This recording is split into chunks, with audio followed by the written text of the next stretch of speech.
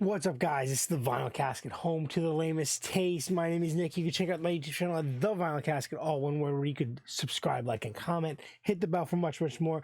We tune in every week for weekly comic book reviews, as well as other videos, including trailer reactions, watch-alongs for AEW Wednesday Night Dynamites, and TV and movie reviews, as well as gameplay on my Twitch at Vinyl Casket.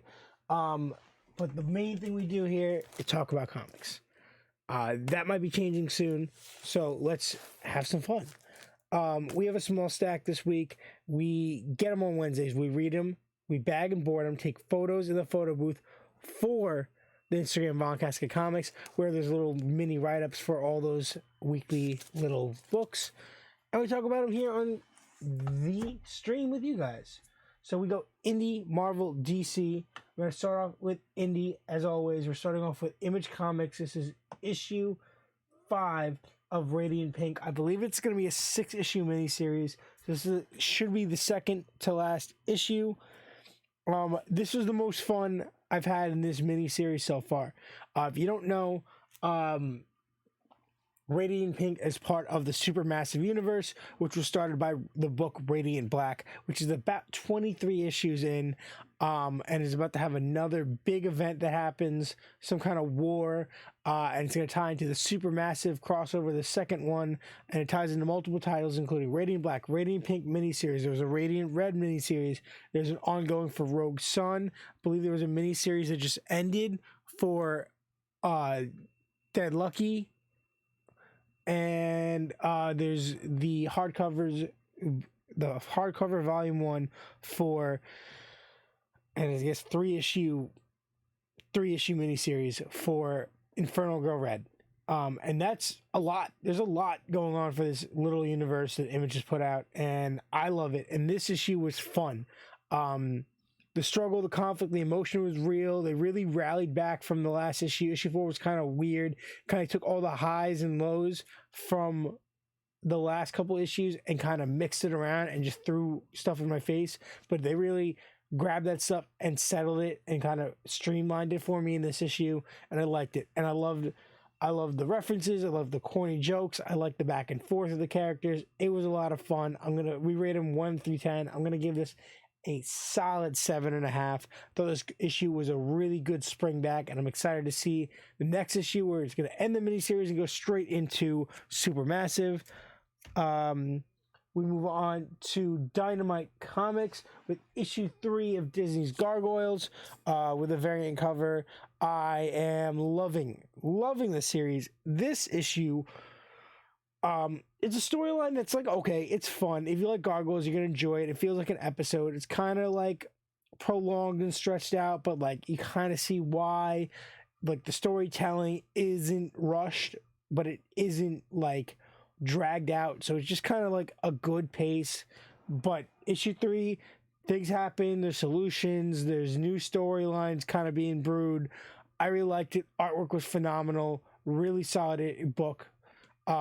If you're into the old Disney cartoons, I would highly suggest getting Gargoyles from Dynamite Comics. I'm giving this an 8 out of 10 easy. Also from Dynamite, issue 2 of Disney's Darkwing Duck with a variant cover.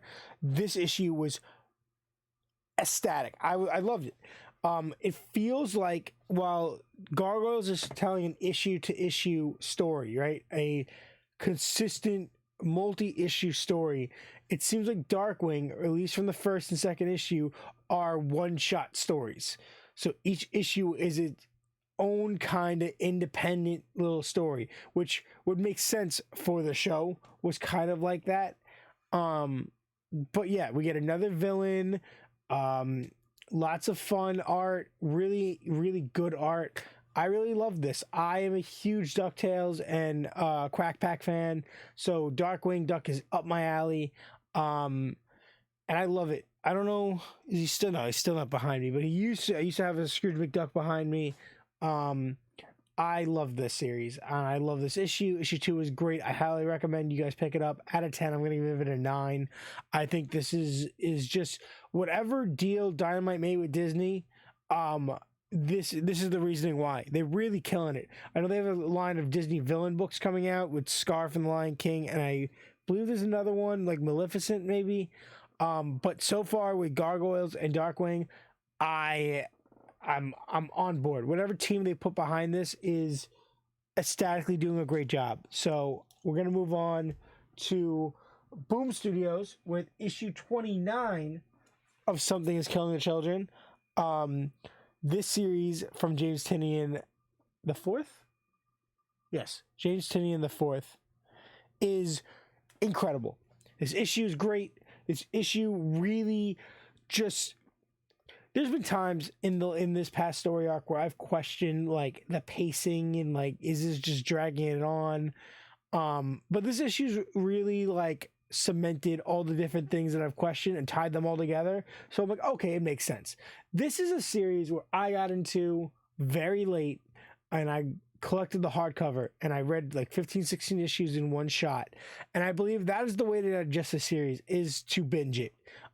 Week by week is annoying because you just want, I'm craving this. And I'm back to reading House of Slaughter, and I've read the Book of Slaughter spinoff and all the other stuff. I want more. I want to be able to consume this as regularly possible as I can. And this issue is a perfect example of why. It's really good. The artwork is incredible. The blocking and the whole movement of the art, it's just really well done. The story's awesome. You feel involved. For a series that's supposed to end after 13 issues, to be at 29 is incredible. This series is going to go on for a while. I believe this is going to be a very long series. It's going to be one of Boom Studios' best series besides Power Rangers. And I am convinced that this is... I'm pretty sure Netflix has re-upped their interest in making this into a television show. I'm concerned because we don't know, like, if they're gonna make it, 30 issues in, like, that show could be multiple seasons. This could go on forever. Are they gonna include the House of Slaughter stuff into the show as filler episodes, like as filler story to break everything and spread everything apart? I would love that. I love this. 8.5 out of 10, easy. We're moving on to Marvel Comics.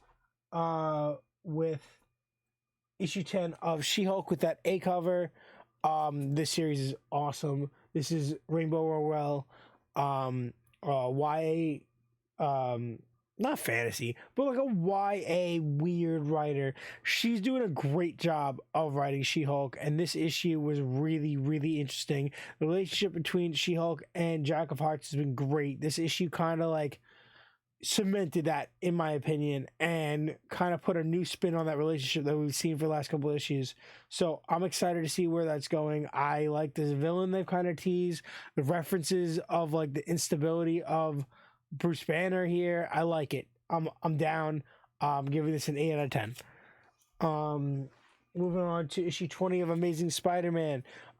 This is interesting because it was the second part of a 2-part filler story,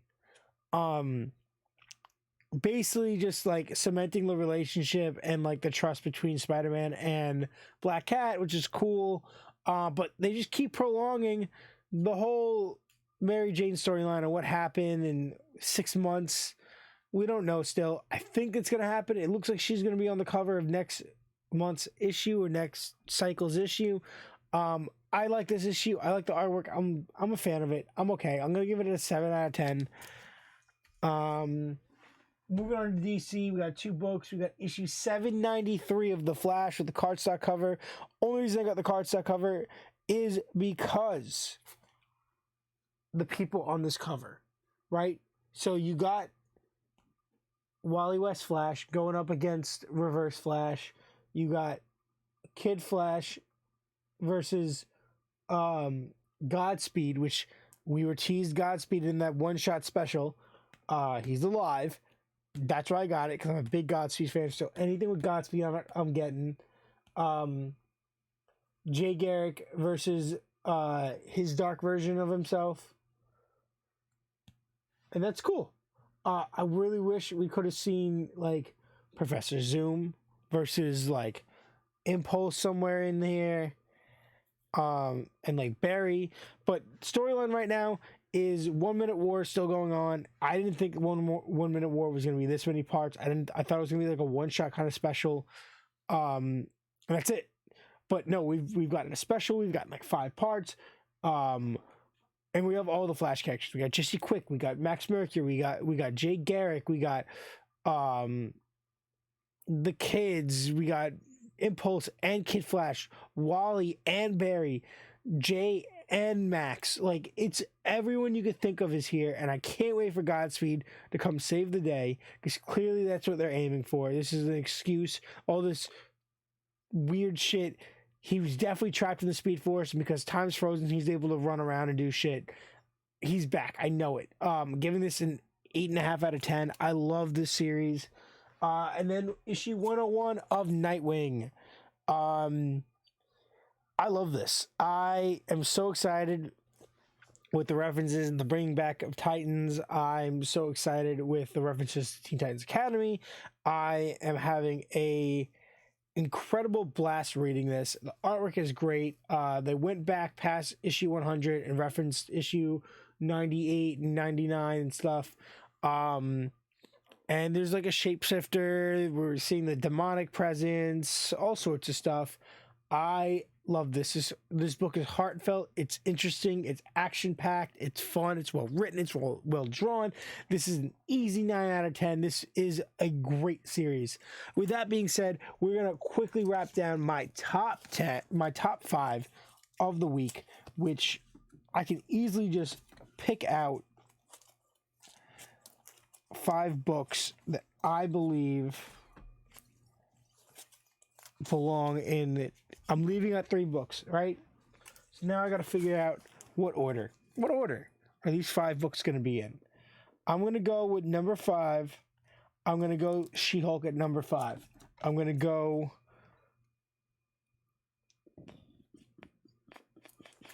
go Flash at number 4. I'm going to go Something's Killing the Children at number 3.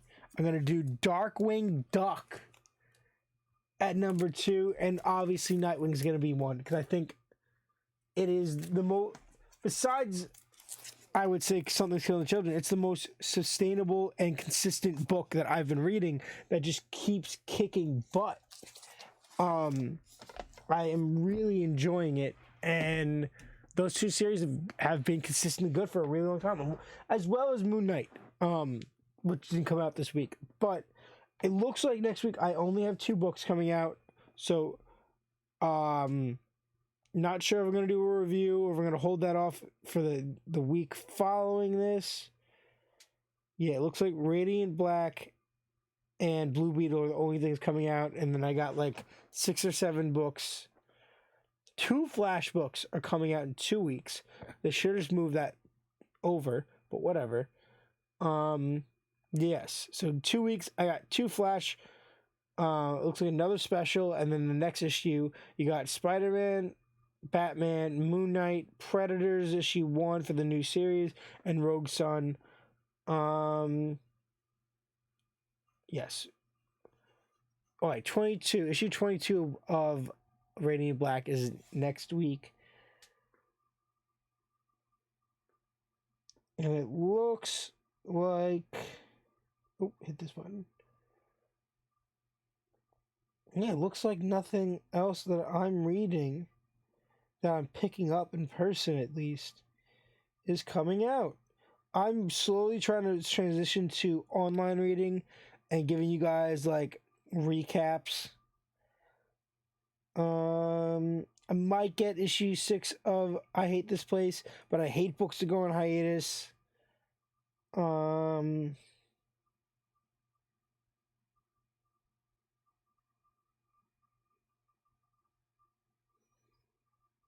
Maybe DC/Ruby.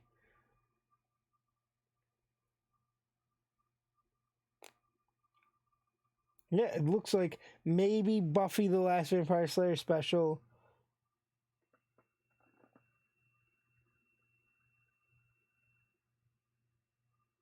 Yeah, but I think that's it. Like it only looks like 2 books.